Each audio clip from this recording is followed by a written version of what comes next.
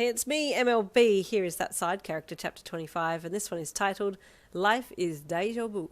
Good in Japanese. After spending a little more time there, you decided to head home and left, walking down the street slowly towards your place. The boot was a lot heavier by the end of the day, and you wondered if you were going to have a really big leg by the time the boot came off. You were just coming up to the game shop when you saw a group of students about your age standing around looking at the poster there. Nah, it's going to be awesome, one of the guys standing there said. Are you going to cosplay? One of the girls asked him. Nah, I'm manning the stall. What if Taya turns up? I don't want her to see me in some lame costume. Ugh, you and Taya, man, she doesn't even know you exist, the second girl snorted. Yeah, she's already got the hots for Bryce, the other guy commented. I'm going to cosplay. You can't go to a game convention and not cosplay. Who are you going as? The first girl asked him, leaning forwards to ask a question. As she leaned forwards to ask him, she saw that you had stopped to listen in, and her eyes fell on you, which made everyone else turn and look. Oh, hi, you said with a sheepish wave.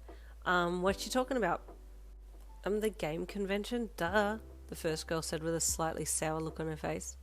You looked at the poster, recognised a picture that was from Kenma's game, and your eyes lit up. Oh, that's Monster Hunter, you said with a smile of recognition. You play? One of the guys asked with a sparkle in his eye. Not exactly, but I helped beat the boss on level 30. I think it was level 30, you mused out loud. Oh, really? How? He asked. Its tail flashes when it gets close to being defeated. Then you just smash the keys and hope that you beat it, you said with a smile. Oh, the guy said with a bit of a sweat drop look on his face. Well, are you going to go to the convention? He pointed to the poster. Maybe, you said in an unsure voice, eyeing the poster again. Well, if you do, you need to cosplay, because you'd look good in the outfits. The sour girl snorted her jealousy and looked away as the guy gave you a slight up-down look. Really? You asked, unaware of him checking you out, as you had looked down at your body and then back to the poster. Okay, how much is the tickets? You were thinking about getting some tickets for you and Kenma, and after talking to the group for a little longer, you left to go home and buy the tickets online. Amazingly, they still had some, and they also had a deal to enter into the cosplay competition as well, so you grabbed that one too. Your dad had left his credit card unattended, so you made good use of it.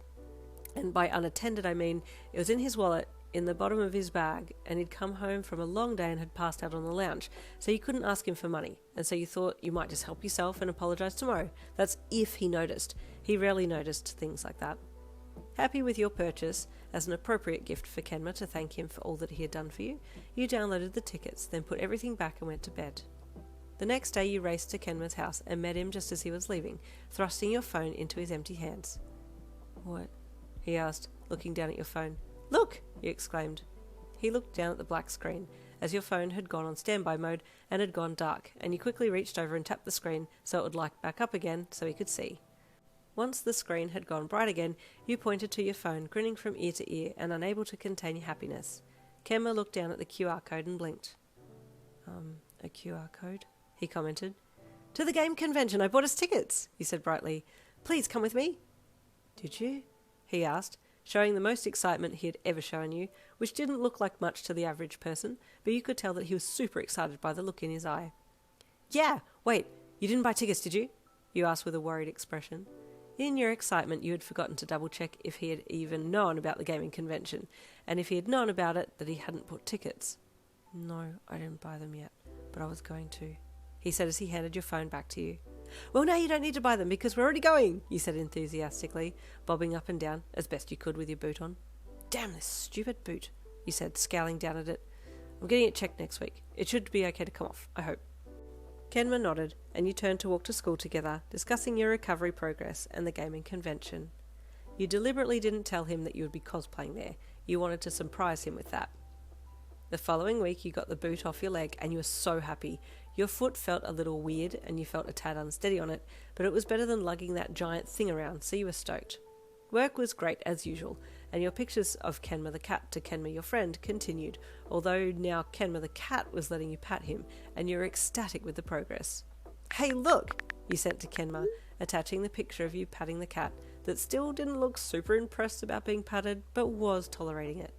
Kenma, the human, saw your picture pretty quickly and replied, I understand how he feels, he sent, Hey, don't be mean, my pats are wonderful. I'll show you tomorrow, you replied. Don't pat me, he sent back. But you'll love it, you replied, smiling at your phone as you messaged him. Don't even think about it, he replied. I'll let you sit in my lap, you replied, giggling as you hit send. No. You laughed out loud, then smacked a hand to your mouth to stop the loud sound coming out. Lolita, from the front desk, heard you and poked her head into the cat section to see what had you so amused, and she saw your phone in hand. And there ends chapter 25. Stay tuned for chapter 26 coming tomorrow.